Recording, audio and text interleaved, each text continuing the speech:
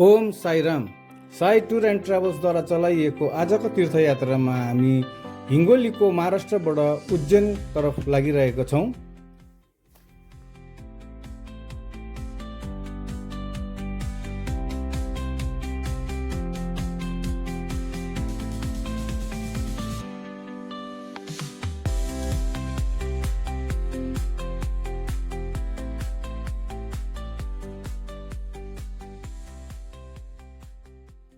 हिङ्गोली महाराष्ट्रदेखि उज्जैन मध्य प्रदेश पुग्नका लागि चाहिँ एक रात एक दिनको यात्रा रेलद्वारा हुँदो रहेछ र यसरी हाम्रो बिहान 9:30 समय थियो हिङ्गोलीबाट र यसरी हामी भोलिपल्टको बिहानै 4:30 चाहिँ हामी उज्जैन पुग्न सफल भयौँ।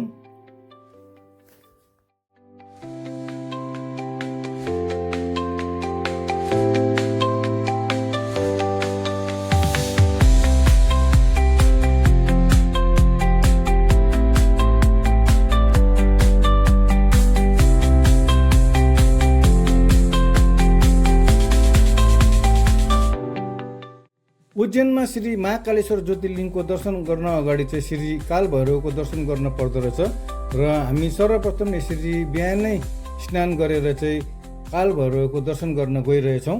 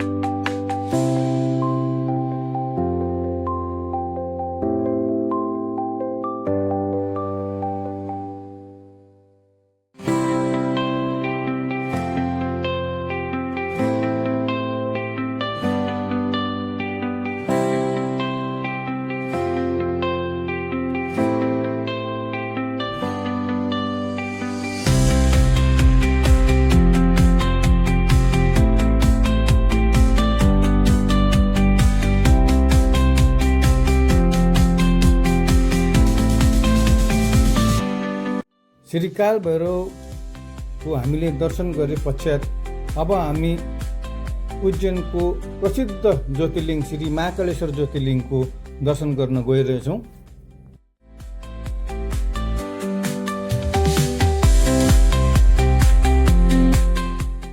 आर्थिक रूपले तीर्थयात्रा गर्नु नसक्ने, शारीरिक रूपले तीर्थयात्रा गर्नु नसक्नेले चाहिँ घरमै बसेर तीर्थस्थलको दर्शन गरेर धन्य हुन पाओस् भनेर साई टुर एन्ड ट्राभल्सद्वारा चलाइएको यो सानो प्रयास हो।